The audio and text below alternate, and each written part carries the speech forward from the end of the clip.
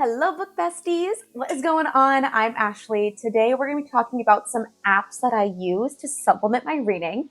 I know, big words, but essentially besides the OGs, TikTok, all the drama that's going on there right now, Instagram, Facebook, meh. What other apps do I use and the book community uses in order to supplement your reading, track goals, maybe get some free books? Well, I'll go ahead and tell you that in this video. So go ahead, grab your favorite little drink, get all comfy, cozy, and let's dive in.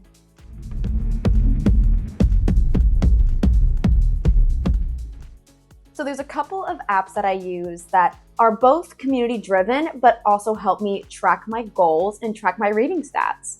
So starting off with an OG, Goodreads. Goodreads is an app that a lot of my friends are on, and we obviously can all track our books, we can track our reviews, put in your reviews. It has book challenges you can track through genres. Overall, it is a very great app. I do have a couple of qualms with it.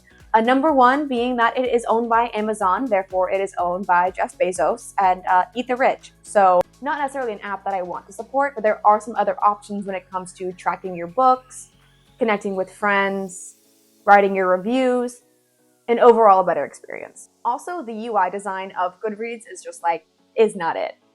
There are so many better apps out there that also have a much better user-friendly and just more aesthetically pleasing vibe that we'll get into.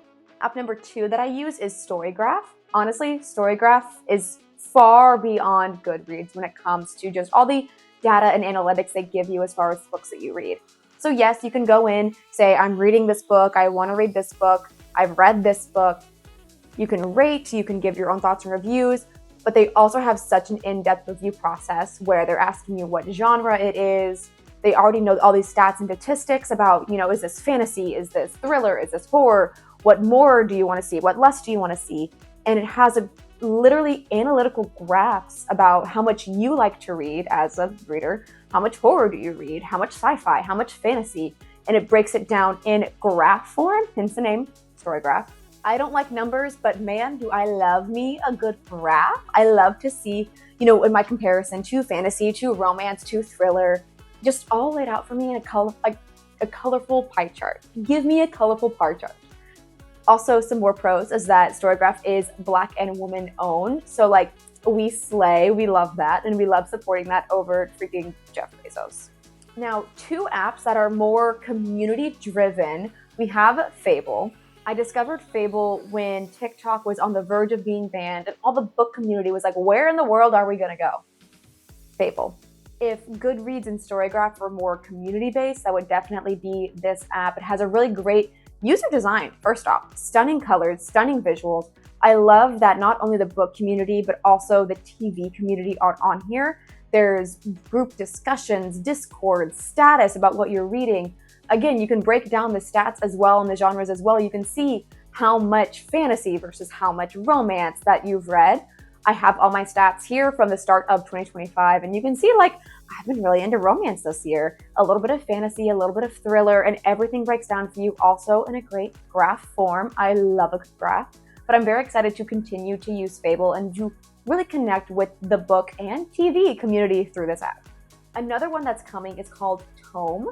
Tome is coming on January 28th. So I haven't, done too much research into it yet because I haven't physically been able to scroll through and create an account. But I've been following the creator on TikTok and been hearing everything he has, did a little deep dive, and it's basically going to be a place for fantasy readers to talk theories and have discourse. So I'm very excited for a space for all the fantasy lovers to connect and talk unhinged theories. I'm going to talk about them on here on YouTube anyway. I love having an app that has that space and availability as well. Now, I did say that there are some apps that I use that have free audiobooks, and I did truly mean that, so listen up.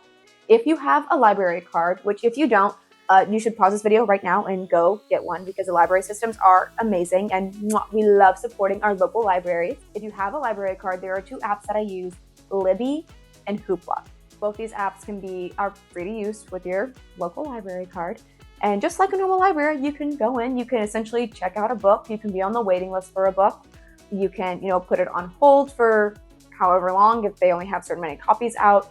you get the book for 21 days for you to read, and then it automatically returns. So no late fees. We already love that. Usually my go-to process when I have a book, say it's like a book club, my first step will be go to Libby and Hoopla to see if they already have it for free in store in section, because that saves me some money. Also, I don't know if you guys knew this, but Spotify, if you are a premium member, you get 15 hours already included of audiobooks. Depending on the length of the book, that can either be 1, maybe 2 books. I have fallen into the hole though, where I'm on my second book and I have 2 hours left of the book and my Spotify hours in for the month. And now I'm left in the cliffhanger of those last, 100 pages where you're just like, what happens? You do have an option to buy more hours, or you could just go buy the book off of Audible through Spotify. You don't have to. Obviously, the whole point of using Spotify is because you're already paying for the service, might as well get something free out of it. But I'm just saying it's an option if you're at that cliffhanger and you're like, I need to know how this book ends and I can't wait an entire month. That's an option. But that's it. Those are some of the supplemental apps that I use in order to help me reach my reading goals and better connect with the community. Obviously, also, I use YouTube, I use Instagram, I have accounts on both of those, I use TikTok. So feel free to follow me on there as well. Connect as Ash Reads It. Subscribe, like, comment any of your favorite apps that you use that maybe I didn't mention. Are you on Fable? Are you on Goodreads? Are you on StoryGraph? Are you going to download Tome when it opens and it is accessible to be ready to download? Because I will be there. Send this to your friend to let them know that you need to upload your library card to Hoopla and Libby and get free audiobook. And as always, I will see y'all next time.